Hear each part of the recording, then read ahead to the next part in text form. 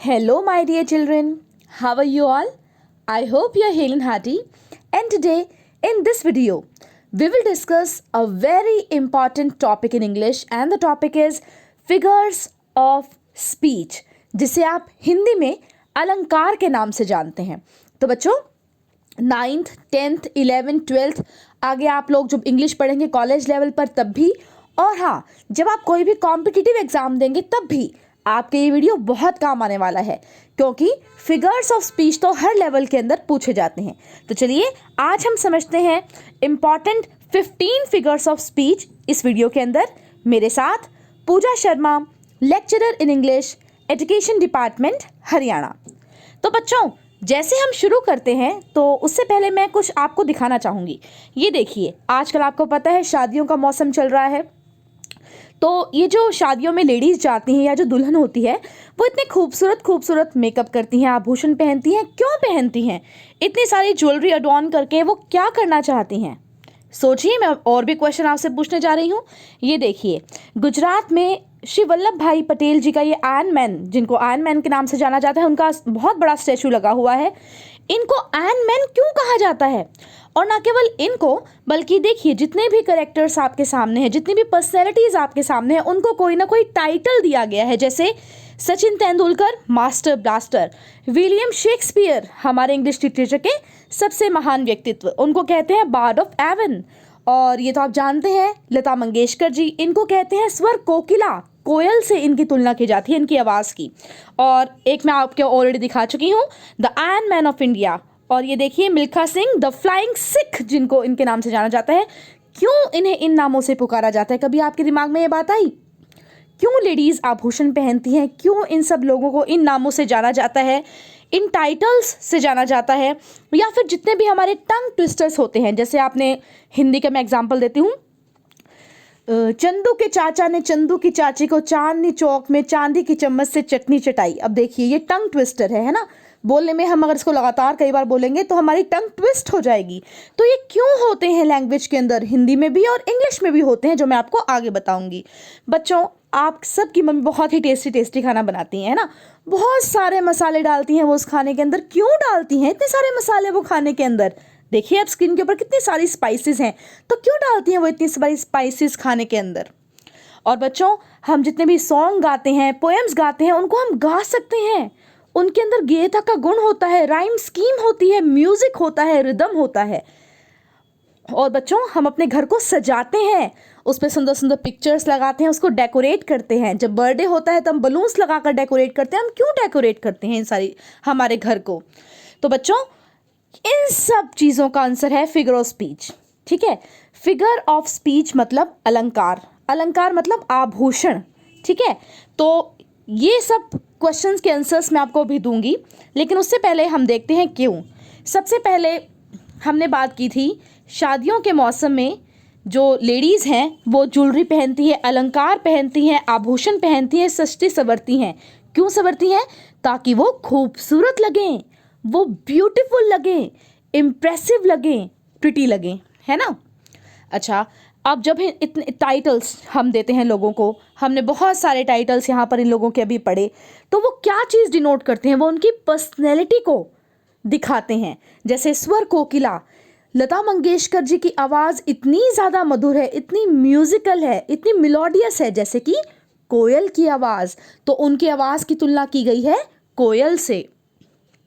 तो बहुत सारे टाइटल्स हम देते हैं. टंग ट्विस्टर्स भी बच्चों अपने आप में फिगर्स ऑफ स्पीच होते हैं, क्योंकि इनमें च साउंड, जो मैंने आपको एग्जांपल दिया था, चंदू के चाचा ने चंदू की चाची को, च च च आ रहा है. आप पूरा बोल के देख लीजिए.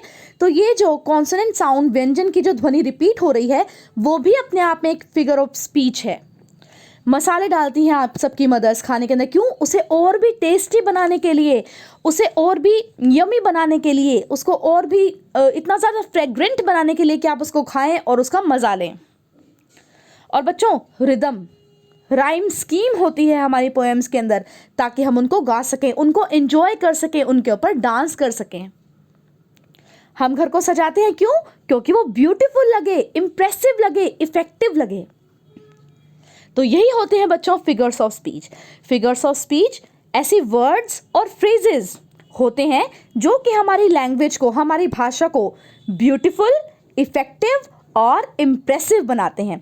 जैसे देखिए एक एग्जांपल मैं बताती हूँ। मुझे किसी लेडी की खूबसूरती की तारीफ़ करनी है और मैं ये नहीं कह रही हूँ that you are beautiful, you are pretty, you are gorgeous. मैं कहती हूँ चांदी जैसा रंग है तेरा, सोने जैसे बाल। अब बच्चों, सोने जैसे बाल, अरे सोने जैसे बाल, चांदी जैसा रंग, ये क्या? मैं कुछ नहीं कर रही, मैं उनकी तारीफ कर रही हूँ सुंदरता की, उनकी ब्यूटी की। लेकिन मैं अपनी लैंग्वेज को ना और मैंने ब्यूटीफुल बना दिया, इफेक्टिव बना दिया, इम्प्रेसिव बना दिया। मैंने सिंपली नहीं कहा that you are beautiful, you are looking gorgeous, मैंने उसको और एनहांस कर दिया। मैंने ऐसे शब्दों का और ऐसी फ्रेजेस का प्रयोग किया जिससे कि मेरी लैंग्वेज भी ब्यूटीफुल हो गई, जितनी की ब्यूटीफुल वो लेडी हैं जिनकी मुझे तारीफ करनी है। तो I hope the topic is clear to you. Figures of speech, words or phrases that make our language beautiful, effective and impressive, known as figures of speech। तो चलिए बच्चों, इसमें हम बहुत सारे 15 एक्चुअली मैंने टोटल लिए हैं यहाँ पर, जो आपकी 9 to 12 और आगे भी काफ़ी चीज़ों को कवर करेंगे। तो वो हम समझते हैं सारे के सारे फिगर्स ऑफ स्पीच। सबसे पहला है बच्चों सिमिली। बहुत बार आपने सुना है, मैंने बहुत सारे आपको पोएम्स पढ़ाए हैं सारी क्लासेस के, और आपने उन सब में सुना है मेरे मुंह से सिमिली। सिमिली को अगर मैं हिंदी में कहूँ तो वो होता है उपमा अलंकार, कंपैरिजन बिटवीन डिफरेंट थिंग्स। दो अलग अलग चीज़ें हैं बच्चों और उनके बीच में कंपैरिजन किया गया है, उनकी तुलना की गई है। इसमें क्लूज भी आपको मिलेंगे। जब ऐसी तुलना की जाएगी या तो लाइक वर्ड यूज होगा, LIKE, और या एज, AS, जैसा, तरह, हिंदी इनकी ये हो गई। तो जब दो डिफरेंट चीज़ों का कंपैरिजन किया जाए और लाइक और एज वर्ड का यूज़ किया जाए उस कंपैरिजन में, तो वो हो गया सिमिली। अब देखिए, जैसे एग्जाम्पल से आपको काफ़ी चीज़ें क्लियर हो जाएंगी। Ravi is as tall as a giraffe. अब रवि इतना लंबा है जितना कि जिराफ। अब यहाँ पर रवि की लंबाई और जिराफ के अंदर तुलना की गई है और वर्ड यूज किया गया है एज। तो यहाँ पर कौन सा फिगर ऑफ स्पीच है बच्चों? Simile. The world is like a stage. ये विश्व एक रंगमंच के समान है। ऐसा कुछ थोड़ा सा डिफरेंट विलियम शेक्सपियर ने कहा है, जो मैं आपको आगे बताऊंगी। वर्ल्ड एक रंगमंच के समान है, तो यहाँ पर वर्ल्ड का और स्टेज का कंपैरिजन हुआ है। और कौन सा वर्ड यूज हुआ है बच्चों? देखिए, लाइक। बच्चों सिमिली में ये एज और लाइक आना बहुत ज़रूरी है। सिमिली तभी होगी जब ये दो वर्ड आएंगे। तो आपके पास परफेक्ट क्लू है, 100% क्लू है कि अगर आप ये वर्ड देखें और दो चीज़ों की तुलना की गई हो तो क्या आएगा बच्चों? Simile. My grandfather walks as slow as a turtle. Turtle जितनी स्लो मूव करता है, जितना धीरे चलता है, उतने ही धीरे मेरे दादाजी चलते हैं। तो यहाँ पर दादाजी के चलने की जो गति है उसकी तुलना टर्टल की गति से की गई है। और वर्ड कौन सा यूज हुआ है बच्चों? एज। तो यहाँ पर क्या हुई? Simile. My son is as cute as a kitten. बिल्ली के बच्चे जितना क्यूट है मेरा बेटा। तो यहाँ पर मैंने मेरे बेटे की और किटन की तुलना की और मैंने कौन सा वर्ड यूज किया? Yes, you are right, as. तो यहाँ पर कौन सा फिगर ऑफ स्पीच यूज किया है? सिमिली। तो बच्चों similes are like rainbows. Similes जो होती है ना, वो रेनबोज की तरह है, इंद्रधनुष की तरह है। देखो यहाँ पर भी मैंने एक कंपैरिजन कर दिया, किसका? सिमिली का और रेनबो का। They add colours to the sentences. वो सेंटेंसेस में रंग भर देती हैं, जान भर देती हैं, उसको ब्यूटीफुल, इफेक्टिव और इम्प्रेसिव बना देती हैं। तो I hope simile is clear. Comparison between two different things using the words like and as. अगला बच्चों बहुत इंपॉर्टेंट है जितना कि सिमिली, और बहुत आसान है जितना कि सिमिली। दूसरा हमारा है metaphor. Metaphor is an implied simile, direct comparison, one thing is other. अब देखो बच्चों, मैं आपको समझाती हूँ। मैंने अभी थोड़ी देर पहले एक सेंटेंस आपके साथ यूज किया, ये सेकंड वाला देखिए। The world is like a stage. World जो है, विश्व जो है, वो रंगमंच के समान है, की तरह है। ठीक है, अब जब मैं ये ना कहूँ ना, मैं तरह वर्ड को हटा देती हूँ। ठीक है, मैंने बिल्कुल हटा दिया इस तरह को। मैंने कह दिया विश्व रंगमंच है, तो ये हो गया बच्चों डायरेक्ट कंपैरिजन, इम्प्लाइड सिमिली। मैंने कह दिया एक चीज दूसरी चीज है, उस तरह वर्ड को मैंने हटा दिया, यानी कि उस लाइक और एस को मैंने हटा दिया।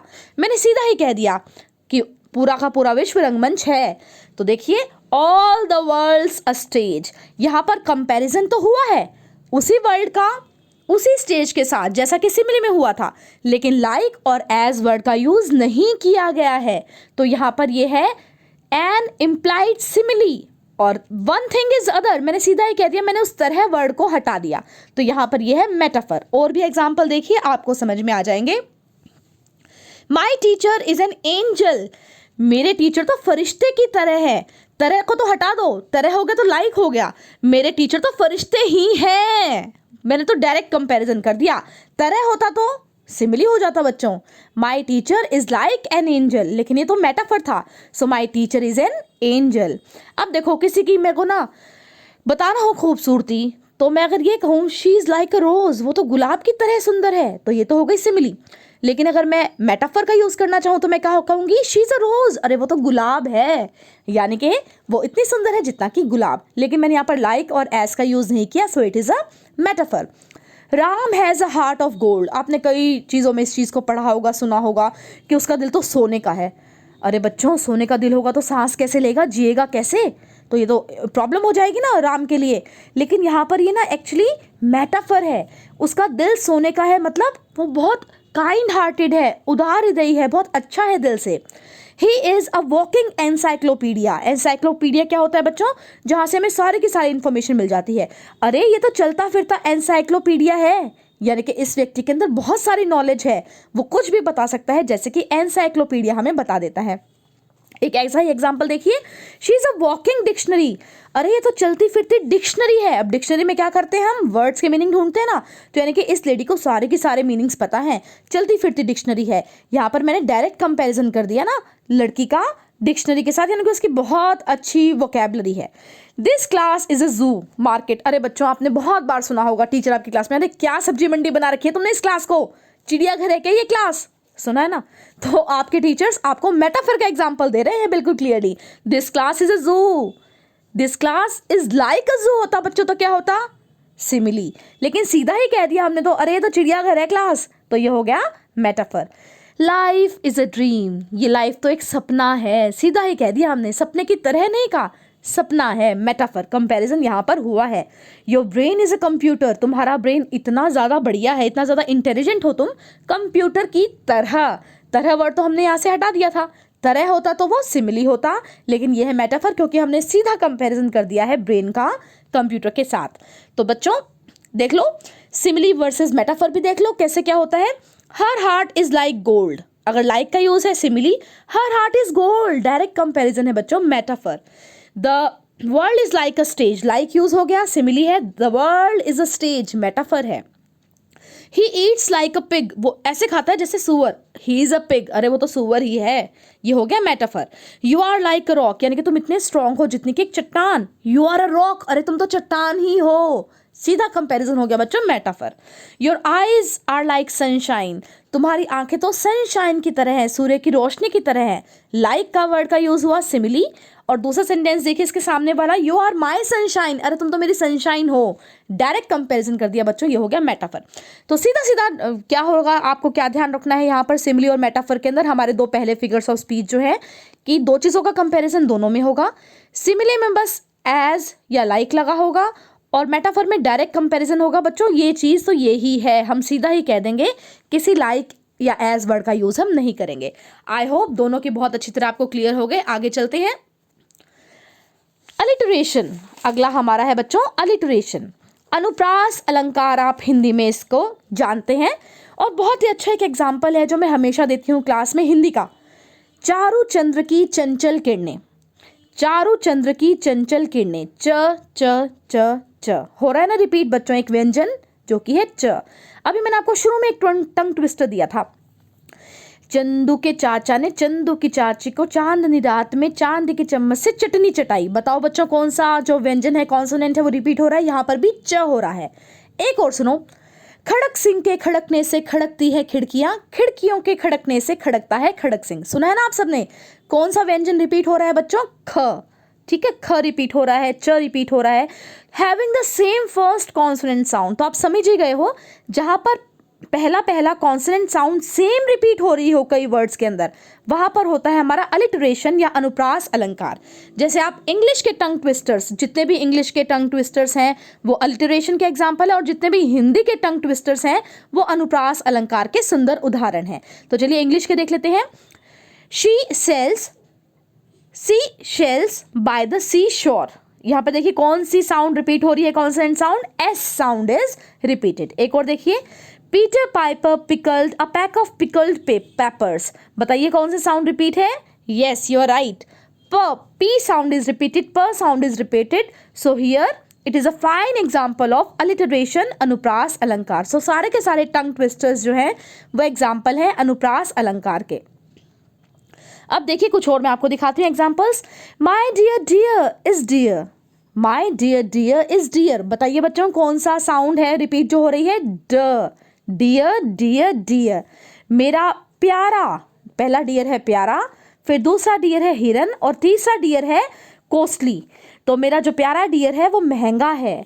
Little Lakshman likes litchi, L L L L. देखिए little Lakshman likes litchi, L sound is repeated, तो यहाँ पर L sound is repeated, so alliteration is used. Sheep should sleep in shed. बताइए कौन सा यूज हुआ है? स, S sound is repeated, sheep should sleep in shed, alliteration. Busy buzzing, the bee behaved beautifully. आपको बहुत clearly दिख रहा है, ब sound is repeated, b sound is repeated, so b consonant is repeated. So here it is a fine example of alliteration. So we all like all alliterations. देखिए यहाँ पर भी मैंने कोई यूज कर दिया, we all like all alliterations. A sound is repeated. All alliterations. चलिए बच्चों फोर्थ पे आते हैं, हाइपरबली। हाइपरबली हिंदी में अगर मैं कहूं तो क्या होता है? अतिशयोक्ति अलंकार। और आपके हिंदी के टीचर्स ने भी आपको बताया होगा अतिशय उक्ति।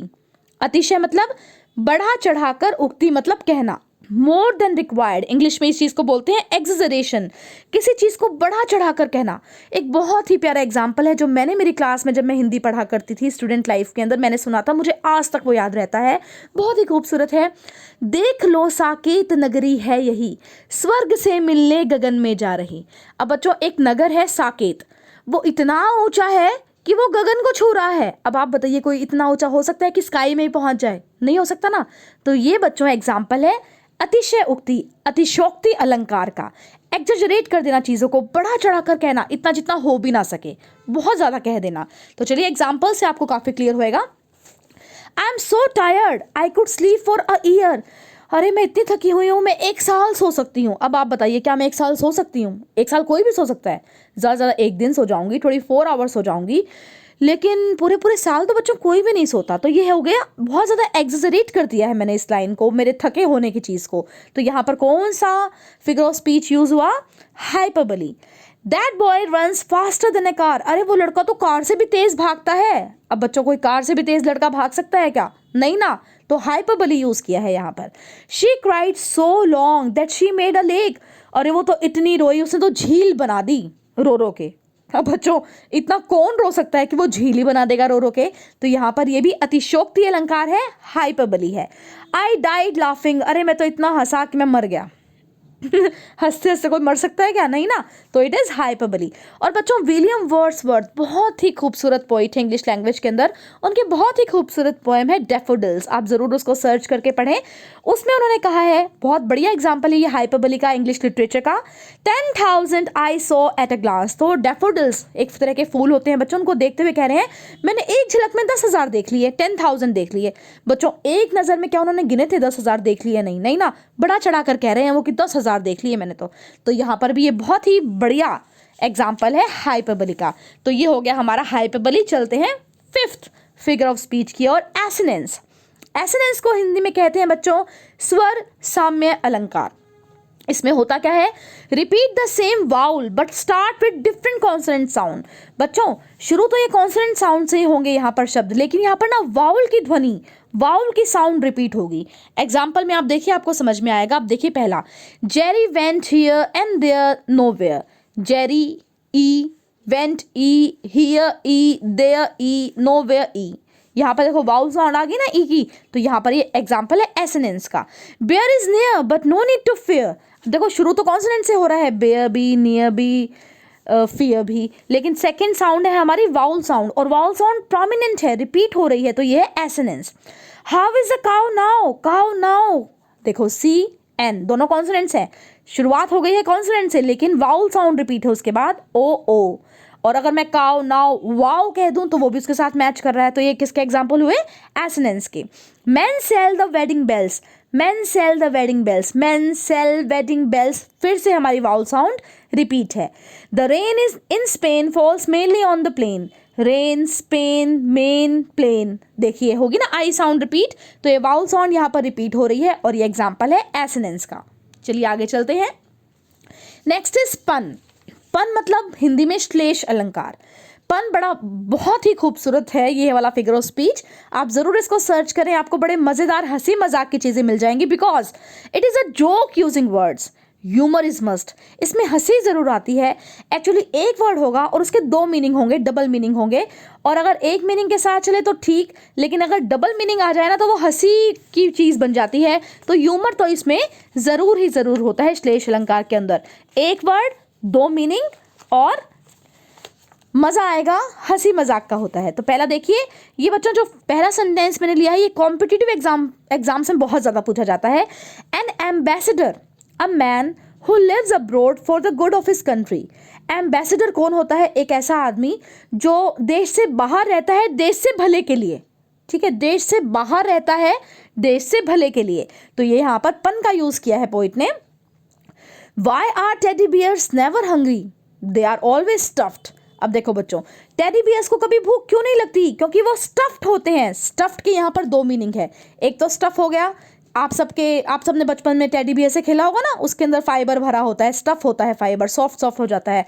और एक स्टफ मीन्स भरा हुआ, स्टफ का मतलब, तो एक तो नकली टेडी बियर के लिए यूज होगा कि वो स्टफ होता है, और असली टेडी बियर भी भरा हुआ है, उसका पेट भरा हुआ है। तो यहाँ पर स्टफ्ड के दो मीनिंग हो गए, जिससे यहाँ पर यूज हो गया पन। A horse is a very stable animal. Horse जो है वो बड़ा स्टेबल एनिमल है। यहाँ पर बच्चों स्टेबल के दो मीनिंग यूज हुए हैं। एक तो स्टेबल जहाँ पर हॉर्स रहता है, अस्तबल, उसको हम स्टेबल कहते हैं, और एक स्टेबल मतलब सुलझा हुआ। तो एक सुलझा हुआ एनिमल भी है स्टेबल, सॉरी हॉर्स, और वो रहता भी कहाँ है? स्टेबल के अंदर। तो ये हो गया हमारा पन श्लेष अलंकार। ये देखिए इसके एग्जाम्पल्स यहाँ पर हैं, जिनको आप अपनी नोटबुक में नोट कर सकते हैं। अगला है बच्चों रेपिटेशन। रेपिटेशन मतलब दोहराई। आपने सुना होगा जब सिलेबस हो जाता है हम क्या करते हैं? रेपिटेशन करते हैं सिलेबस की। रिपीट द सेम वर्ड्स और फ्रेजेस। तो इसमें यही है, दोहराई होगी, बार बार आएंगे कुछ वर्ड्स या कुछ ग्रुप ऑफ वर्ड्स यानी कि फ्रेजेस। जैसे I felt happy because I saw others happy and because I knew I should feel happy. अब आप बताइए यहाँ पर कौन सा ऐसा वर्ड है जो बार बार यूज हो रहा है? ये देखिए, हैप्पी हैप्पी हैप्पी, है ना? हैप्पी का बहुत बार यूज हो गया, तो यहाँ पर किसकी रेपिटेशन है? हैप्पी की। एक और देखिए, it's okay not to be okay. ठीक है ठीक ना होना, कौन सा वर्ड रिपीट हो रहा है? ओके, ठीक है, ओके ए वाई। बच्चों इसके स्पेलिंग में को भी ध्यान करें, हम शॉर्ट में तो ओके लिख देते हैं, लेकिन अगर हमें फुल फॉर्म में लिखना हो तो ए आता है। कई बच्चे ई लगाते हैं, ओके ई वाई, जो कि गलत है। ओके में ओ के ए वाई आएगा बच्चों। और एग्जाम्पल्स देखिए, alone alone all alone alone on a wide sea। बच्चों सैमुअल टेलर कॉलरिज बहुत ही फेमस पोइट है इंग्लिश लैंग्वेज के, कंटेम्प्रेरी थे विलियम वर्ड्सवर्थ के, जिनका नाम अभी मैंने थोड़ी देर में आपके साथ लिया था। उन्होंने एक पोएम लिखी है, बहुत ही उनकी फेमस पोएम है। उसमें लाइन्स आती हैं, alone alone all alone alone on a wide sea। तो देखिए अलोन वर्ड रिपीट हुआ है 1 2 3 4 टाइम्स, ऑल 2 टाइम्स, वाइड भी 2 टाइम्स। तो यहाँ पर बहुत बढ़िया एग्जाम्पल है रेपिटेशन का। बच्चों रॉबर्ट फ्रॉस्ट लगभग आप सभी ने पढ़ा है, क्योंकि हर क्लास के अंदर रॉबर्ट फ्रॉस्ट की पोएम इंक्लूड की हुई है। उनकी एक पोएम है stopping by words on a snowy evening, जिसकी लास्ट 4 लाइन्स बहुत ज़्यादा फेमस हैं। The woods are lovely dark and deep but I have promises to keep. अब अगली जो 2 लाइन होंगी वो रिपीट है बच्चों, रेपिटेशन है यहाँ पर। क्या है वो line? And miles to go before I sleep, and miles to go before I sleep। तो ये 4 लाइनों का स्टैंजा था, जिसमें लास्ट 2 लाइन बहुत ही खूबसूरत एग्जाम्पल है हमारे फिगर ऑफ स्पीच का, जिसका नाम है रेपिटेशन। तो चलते हैं अगले की ओर। अगला है बच्चों पर्सोनिफिकेशन। पर्सोनिफिकेशन को हिंदी में कहते हैं मानवीकरण अलंकार। सिंपल सी भाषा में कहूँ ना मैं तो, नॉन लिविंग थिंग्स को, ठीक है, जिनके अंदर लाइफ नहीं होती, उनको हम ह्यूमन बींग्स की कैरेक्टरिस्टिक्स दे दें, यानी कि उनमें लाइफ दे दें। जैसे अगर मैं कहूँ चेयर डांस कर रही है, अब जो चेयर तो बेजान है ना, नॉन लिविंग थिंग है, डांस तो नहीं कर सकती, लेकिन मैंने कह दिया कि अरे वो तो डांस कर रही है, तो वो कौन सा मैंने अलंकार यूज किया, मानवीकरण हिंदी में और पर्सोनिफिकेशन इंग्लिश में। So when an animal, bird, idea और an object is seen in human nature और टर्म्स, या फिर assigning human qualities to non humans, जैसे पेड़ नाच रहे हैं, पेड़ चल रहे हैं, पेड़ तो नहीं चल सकते बच्चों, लेकिन मैंने कह दिया वो चल रहे हैं, चलता कौन है, चलते तो ह्यूमन बीइंग्स हैं। पेड़ तो वैसे तो जान होती है लेकिन वैसे वो चल तो नहीं सकते ना बच्चों। तो यहाँ पर ये कौन सा एग्जाम्पल मैंने, किस चीज़ का एग्जाम्पल दिया, मैंने पर्सोनिफिकेशन का दिया। अब कुछ एग्जाम्पल्स देखिए इसके। The leaves danced on the wind, पत्तियां हवा पर डांस कर रही थी बच्चों। पत्तियां क्या डांस कर सकती हैं, वो बस हिलती हैं जब हवा चलती है। तो यहाँ पर पोइट ने यूज किया personification. The moon was resting in the midnight sky, ये देखिए, the moon was resting in the midnight sky. Moon जो है, चंद्रमा जो है, वो रेस्ट कर रहा था आधी रात के आकाश के ऊपर। बच्चों रेस्ट थोड़ा ना करता है वो तो नॉन लिविंग है, लेकिन रेस्ट कौन करता है, हम ह्यूमन बींग्स, लेकिन हमने उसको गुण दे दिए किसके, ह्यूमन बींग्स के। अगला है बच्चों, the sun is smiling at us, सूर्य हमारी ओर हंस रहा है। अरे सूर्य थोड़ा ना हंसता है, ह्यूमन बींग्स हंसते हैं। My home is calling me, मेरा घर मुझे बुला रहा है। बच्चों घर क्या फ़ोन करके बुलाएगा मुझे, या आवाज़ लगाएगा आ जाओ भी आ जाओ, बहुत देर हो गई। बस हम कह रहे हैं कि घर बुला रहा है, यानी कि मुझे ही घर की याद आ रही है। लेकिन होम इज कॉलिंग, मैंने निर्जीव वस्तु को सजीव वस्तु के गुण दे दिए, तो यहाँ पर पर्सोनिफिकेशन का यूज हुआ। The book is crying, book रो रही है। हम किसी सैड बुक को कहे ना, अरे बहुत रोने वाली बुक है, कहानी पढ़ के रोना आ जाता है, बुक इज क्राइंग, तो बुक तो नहीं रो सकती। तो फिर यहाँ पर कौन सा फिगर ऑफ स्पीच यूज हुआ, personification. My alarm clock shouts at me to get out of bed every morning, सुबह सुबह मेरी ना अलार्म क्लॉक मेरे ऊपर चिल्लाना शुरू कर देती है ताकि मैं बेड से उठ जाऊं सुबह। तो शाउट तो बच्चों ह्यूमन बींग्स करते हैं, वो तो ना क्लॉक थोड़ा चिल्लाएगी। तो यहाँ पर कौन सा पोएटिक डिवाइस यूज किया है, पर्सोनिफिकेशन। नेक्स्ट पे चलते हैं बच्चों, पैराडॉक्स। दो है बच्चों हमारे पास, एक तो है ऑक्सीमोरॉन, एक है पैराडॉक्स। दोनों ही मिलते जुलते हैं, थोड़ा सा चेंज है, मैं आपको बताऊंगी। पैराडॉक्स क्या होता है, a statement that is contradictory in itself. एक पूरी की पूरी स्टेटमेंट होगी, एक लाइन होगी जिसमें वो अपने आप को ही कॉन्ट्राडिक्ट करेगी, उल्टी अपोजिट बातें होंगी उसमें। जैसे कि देखिए मैं बताती हूँ, you can save money by spending it, तुम मनी को सेव कर सकते हो, बचा सकते हो इसे खर्च करके। अब बच्चों मनी को खर्च करके कैसे बचाएंगे, हो गया ना पैराडॉक्स, कॉन्ट्राडिक्टरी स्टेटमेंट होगी ना, विरोधाभास वाली स्टेटमेंट हो गई कि सेव करो खर्च करके, ये तो कोई बात ही नहीं हुई। This is the beginning of an end, beginning of an end, ये तो शुरुआत है अंत की। कैसे हो सकती है बच्चों अंत की शुरुआत, होगी ना कॉन्ट्राडिक्टरी स्टेटमेंट, पैराडॉक्स यूज हुआ है। Here are the rules, ignore all the rules. पहले तो हमें कह रहे हैं देखो ये रूल्स हैं, और फिर कह रहे हैं इग्नोर करो इन सारे रूल्स को। फिर रूल्स दिए क्यों थे भाई, पैराडॉक्स का यूज किया है यहाँ पर पोइट ने। The second sentence is false, the first sentence is true. Second sentence गलत है, पहला सेंटेंस सही है। कुछ समझ में नहीं आया ना, कंफ्यूजन क्रिएट कर दी ना। जानबूझ के पोइट ऐसी चीजें यूज कर सकते हैं ताकि आप उनमें ध्यान लगाओ कि कह क्या रहा है poet. Truth is Honey which is bitter, truth तो शहद है जो कि कड़वा है। अब ये बताओ बच्चों शहद कड़वा कैसे हो सकता है, तो यह कॉन्ट्राडिक्टरी स्टेटमेंट, पैराडॉक्स यूज किया है। आई close my I so that I can see, मैंने अपनी आंखें बंद कर ली ताकि मैं देख सकूं। अरे आंखें बंद करके कौन देखेगा, समझ में नहीं आ रहा ना। दो स्टेटमेंट जो है पूरी की पूरी कंप्लीटली कॉन्ट्राडिक्टरी है, तो यहाँ पर पोइट ने यूज किया है पैराडॉक्स। तो बच्चों इसी से मिलता जुलता है हमारा ऑक्सीमोरॉन। ऑक्सीमोरॉन अपोजिट वर्ड्स, विरोधा अलंकार, विरोधा अलंकार हम इसको बोलते हैं। Two contradicting words for creating drama. बच्चों इसका वर्ड ही देखो, ये दो वर्ड से मिलकर बना है, दोनों ग्रीक वर्ड्स हैं। ऑक्सी मोरॉन, ऑक्सी मतलब शार्प, मोरॉन मीन्स डल। शार्प डल दोनों एक दूसरे के ऑपोजिट हैं, तो यहाँ पर दो वर्ड्स होंगे बच्चों जो कि एक दूसरे के विरोध में होंगे, एक दूसरे के ऑपोजिट होंगे। दोनों में फर्क कितना है पैराडॉक्स और ऑक्सीमोरॉन में, पैराडॉक्स में पूरी स्टेटमेंट होगी कॉन्ट्राडिक्टरी, ऑक्सीमोरॉन में केवल दो वर्ड्स आएंगे जो कॉन्ट्राडिक्टरी होंगे हमारे पास। एग्जाम्पल से समझिए, the comedian was seriously funny, जो मजाक करने वाला कमेडियन था ना वो सीरियसली फनी था। अब बच्चों सीरियस तो मतलब गंभीर, फनी मतलब मजाक है, ये क्या भाई सीरियसली फनी, तो दो वर्ड आ गए, दोनों एक दूसरे के विरोधी हैं, सीरियसली फनी। तो यहाँ पर क्या यूज किया है, oxymoron. Do you have original copies, original copies पे ध्यान दो बच्चों। ओरिजिनल मतलब जो मेन कॉपीज थी, कॉपीज मतलब नकल, तो ओरिजिनल और नकल, ये तो समझ में नहीं आया, दोनों एक दूसरे के ऑपोजिट वर्ड्स हैं, तो ये हो गया ऑक्सीमोरॉन। डिफीनिंग साइलेंस, डेफ कर देने वाला, बहरा कर देने वाला, साइलेंस सन्नाटा। अब ये बताओ बच्चों, सन्नाटा कैसे बहरा कर सकता है किसी को? खामोशी है वो तो, कुछ बोल ही नहीं रहा कोई, फिर भी बहरे हो गए, तो ये है ऑक्सीमोरॉन। लेस इज मोर, कम ज़्यादा है, लेस मोर दोनों हो गए ना अपोजिट एक दूसरे के, तो ये है ऑक्सीमोरॉन। प्रिटी अगली, प्रिटी अगली, प्रिटी तो मतलब सुंदर, अगली मतलब भद्दी दिखने वाली, दोनों देखो विरोध वाले शब्द हैं, अपोजिट वर्ड्स और एक साथ पोइट ने यूज कर लिए। The room is an organised mess, ये जो रूम है ना ऑर्गेनाइज्ड मेस है, मेस मतलब गंदा हो रखा है बहुत, और ऑर्गेनाइज मतलब प्लान्ड, अब प्लान्ड भी है और मेस भी है, ये दोनों अपोजिट वर्ड्स हो गए ऑक्सीमोरॉन।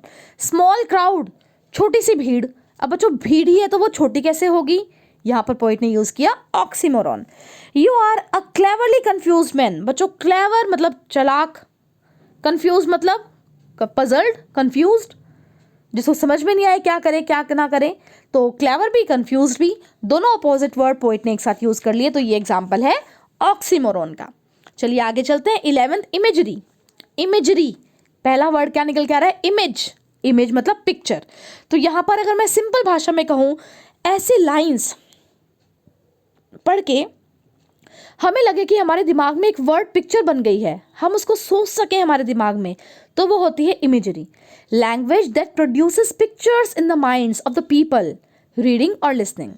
वो इमेजेस किस किस चीज़ से क्रिएट हो सकती हैं, साउंड से, कलर से, टेस्ट से। तो कुछ देखते हैं इसके example. For a brief second a spike of lightning illuminated the dark purple sky. अब बच्चों इतना ज़्यादा क्लियर डिस्क्रिप्शन यहाँ पर राइटर ने किया है कि एक पिक्चर बन गई है हमारे दिमाग में। देखिए क्या, एक ब्रीफ सेकंड के लिए जो लाइटनिंग चमकी थी, जिसने चमका दिया था पर्पल स्काई को, अब मेरी तो आंखों में इमेज बन गई, पर्पल से कलर का स्काई हो रहा है और उसमें बिजली चमक रही है, बनी ना। तो एक इसका एग्जांपल है इमेजरी का, कि लाइंस को पढ़ के हमारे माइंड में एक पिक्चर क्रिएट हो जाए, वर्ड्स के थ्रू एक पिक्चर क्रिएट हो जाए, वो होती है इमेजरी। कुछ और एग्जांपल्स देखिए। The colours of the rainbow so pretty in the sky are also on the faces of people going by. I see friends shaking hands saying how do you do. They are really saying I love you. अब बच्चों colours of rainbow हम सोच सकते हैं, हाँ भाई बहुत सुंदर सा इंद्रधनुष है स्काई के अंदर सुंदर से, और लोगों के चेहरे भी हैं वो भी कलरफुल हैं, और मेरे फ्रेंड्स हैं वो शेक हैंड कर रहे हैं, हम इमेजिन कर सकते हैं कि दोस्त हैं वो हाथ मिला रहे हैं, they are loving each other. तो यहाँ पर पूरी की पूरी लाइन्स में एक पिक्चर क्रिएट हो रही है हमारे माइंड के अंदर, that is why here imagery is used. एक और एग्जाम्पल देखिए। The night was black as ever but bright stars lit up the sky in a beautiful and varied constellations which are sprinkled across the astronomical landscape. रात का बच्चों कितना खूबसूरत सा इन 2-3 लाइनों के अंदर वर्णन किया है पोइट ने। तो नाइट है वो बहुत ब्लैक है, स्टार्स चमक रहे हैं, बहुत सुंदर लग रहे हैं, वहाँ पर कॉन्स्टलेशंस हैं और बहुत ही सुंदर लैंडस्केप हो रहा है। तो हम बिल्कुल एक पिक्चर हमारे दिमाग में बन जाती है ब्लैक नाइट की, जिसमें कि बहुत अंधकार है और तारे टिमटिमा रहे हैं, कॉन्स्टलेशंस टिमटिमा रहे हैं। तो ये है एग्जाम्पल इमेजरी का, जिसे हम सुनकर, शब्दों को सुनकर हमारे माइंड के अंदर एक पिक्चर, एक इमेज क्रिएट कर लें। Word picture is called imagery.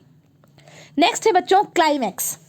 Climax क्या होता है? Series of idea in an ascending order, चढ़ते हुए क्रम में एक सीरीज ऑफ आइडिया। अब हमारे वीडियो का भी क्लाइमैक्स आने वाला है बच्चों, लगभग हमारा क्लाइमैक्स आ गया है। जैसे कि देखिए एग्जांपल देखिए, life, liberty and pursuit of happiness. सबसे पहले जिंदगी होगी, फिर आज़ादी मिलेगी, और फिर हम खोज करेंगे, परस्यूट करेंगे खुशी का, हैप्पीनेस का।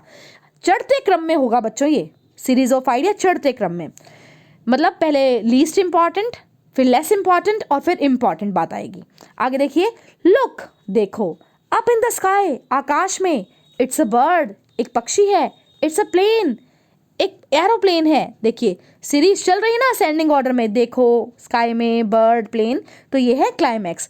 और एक बहुत ही फेमस एग्जांपल है क्लाइमैक्स का, जो पूछा जाता है कॉम्पिटिटिव एग्जाम में। ही केम, ही सा, ही कनक्वर्ड, वो आया, उसने देखा और उसने जीत लिया। तो असेंडिंग ऑर्डर में यहाँ पर जो है सीरीज ऑफ आइडिया चल रही है, तो ये है क्लाइमैक्स।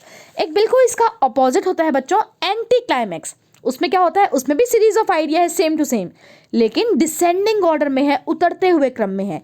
यानी कि सबसे पहले सबसे इंपॉर्टेंट बात, फिर लेस इंपॉर्टेंट, और फिर लीस्ट इंपॉर्टेंट। जैसे एग्जाम्पल देखिए, he lost his family, his car and his cell phone. अब सबसे ज़रूरी चीज़ क्या थी बच्चों? Family.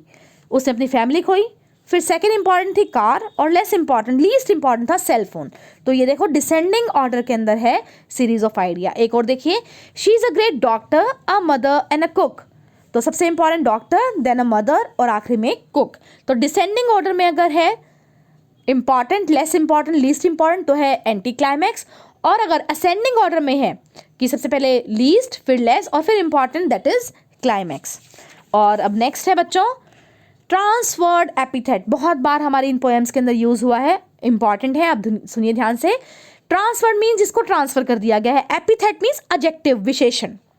When an adjective is presented before you in a way that seems to describe something but it actually refers to something else, कोई adjective दिया होगा, epithet दिया होगा आपको, जो लगता तो है आपको कि इसको डिस्क्राइब करेगा, लेकिन वो किसी और को ही डिस्क्राइब कर देता है। ठीक है, कैसे किसी और को डिस्क्राइब करेगा मैम, यही क्वेश्चन आ रहा है ना। तो देखिए एग्जाम्पल्स अभी कर लेते हैं। कैसे, ड्रंक ड्राइविंग, एक व्यक्ति ड्रंक ड्राइविंग में पकड़ा गया। ठीक है, ड्रंक मतलब ऑब्वियसली एल्कोहल पिए हुए, ड्राइविंग, अब ड्राइविंग थोड़ा शराब पी गई बच्चों, वो तो स्किल है एक, ड्राइवर इज ड्रंक। तो ये जो है ना ड्रंक ड्राइविंग, ये है ट्रांसफर्ड एपिथेट। लोनली डे, अकेला दिन। अब बच्चों दिन कैसे अकेला होगा, लेकिन जो स्पीकर इसको बोल रहा है ना, that I am having a lonely day, वो स्पीकर इज लोनली, वो बोलने वाला लोनली है, दिन लोनली नहीं हो सकता। तो ये है ट्रांसफर्ड एपिथेट।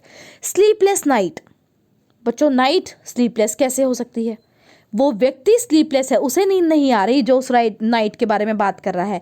तो यहाँ पर ये वर्ड है, एग्जाम्पल है ये ट्रांसफर्ड एपिथेट का।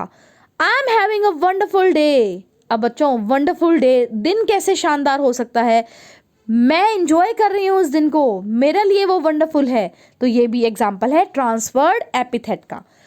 चलिए बच्चों अब नेक्स्ट चलते हैं, जो हमारा लास्ट है आज का, ओनोमटोपिया। ओनोमटोपिया मीन्स, इसको हम सिंपली कह सकते हैं फिगर ऑफ साउंड। ये साउंड को बताएगा, आवाज़ को, नेचर की, एनिमल्स की, बर्ड्स की, कुछ भी साउंड हो सकती है। जैसे बजिंग साउंड बी की, हिसिंग स्नेक की, ठीक है, रस्लिंग साउंड लीव्स की। तो साउंड्स का जहाँ भी जिक्र होना बच्चों, वहाँ पर यूज़ होता है ओनोमटोपिया। अगर इसकी मैं डेफिनेशन की बात करूँ, onomatopoeia is the use of meaningful sound effects in poetry to make the description more expressive and interesting। किसी भी डिस्क्रिप्शन को बढ़िया सा एक्सप्रेसिव, इंटरेस्टिंग, रुचिपूर्ण बनाने के लिए साउंड्स का प्रयोग करता है पोइट। और जहाँ पर भी साउंड आ जाए, कोई साउंड के एग्जांपल आप देख सकते हैं, आपकी स्क्रीन के ऊपर है। तो कोई भी साउंड अगर यूज़ कर लेता है पोइट, तो वो साउंड का कोई भी वर्ड यूज़ होते ही आप समझ जाइए वहाँ पर पोइट ने यूज़ किया है ओनोमटोपिया। एग्जाम्पल्स देखिए, the buzzing bee flew away. Buzzing, buzz sound किसकी होती है, बी की। The large dog said bow wow. Bow wow कौन करता है बच्चों, डॉग, साउंड होगी ना नेचर की। द स्नेक हिस्ड, हिस किसकी साउंड होगी, स्नेक की। तो जहां भी किसी भी साउंड का जिक्र हो, वहां पोइट यूज करेगा onomatopoeia. And with this we have completed 15 बहुत ही ज़्यादा important figures of speech. I hope आपको बहुत अच्छे से समझ में आ गए होंगे। Thank you so much for watching. See you in next video. Take care children.